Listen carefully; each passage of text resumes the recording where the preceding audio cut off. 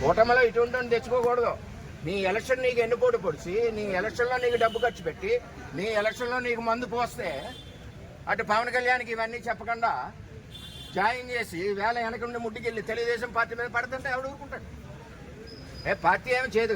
Party బలంగా ఉంది కాబట్టి 70-80 వేలు మెజార్టీ ఇచ్చాం. ఇక్కడ పార్టీ ఏమి వీక్గా ఏం లేదు. రేపు నుంచి చెప్తాం మేమని.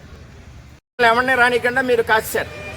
అందరూ గోలెడుతున్నారు, అన్నగారు మా పరిస్థితి ఎలా ఉన్నారు. మీరు కొత్త టీం అంతా వచ్చేసి మీదడిపోతున్నారు. మాకు చేతగా కాదు, చాలా గట్టిగా పడా కమిషనర్ గారితో సహా మాట్లాడుతుంటే డైరెక్ట్ గా వాళ్ళంతా పడా కమిషనర్ చెప్పాడు, తప్పు అయిపోయిందండి, పొరపాటు అయిపోయిందండి, నేను చూడలేదని. గొడవ అక్కడితో అయిపోను.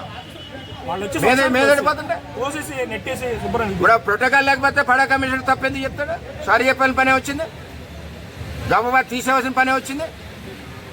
అది చాలా టూ మచ్గా ఉంది ఈ నియోజకవర్గంలో. మేము ఎక్కడ పుట్టి పెరిగా, మేము ఎక్కడి నుంచో దత్తలు రాలేదు ఇళ్ళకి లేదు. ఆఖరికి చంద్రబాబు నాయుడు ఒప్పుకున్న మా ఫోటో వద్దని నేను మట్టికి ఒప్పుకున్నా. కానీ నా లీడర్ 22 ఏళ్ళు ఆయనతో పనిచేసిన కుటుంబం ఇక్కడ తెలుగుదేశం పార్టీ.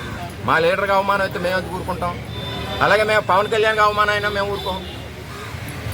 పవన్ కళ్యాణ్కి అవమానం అయినా మేము ఊరుకోం. ఎంచేత గెలిపించాం మేము. వాడేంటి ఎన్నిపోటు పొడిసి వచ్చాడు? డబ్బు ఖర్చు పెట్టింది దొరబాబు, మందు దాసింది దొరబాబు లీడర్ల ఇంట్లో. ఎలక్షన్లో ఎన్నిపోటు పొడిచింది దొరబాబు. ఇవాళ మట్టి చెరువులు తవ్వుకోవడానికి అప్పుడే 2 చెరువులు రాపత్రలో పెట్టాడు. మొత్తం టీం అంతా వచ్చింది. ఆడి మీద స్కామ్లు 150 కోట్లు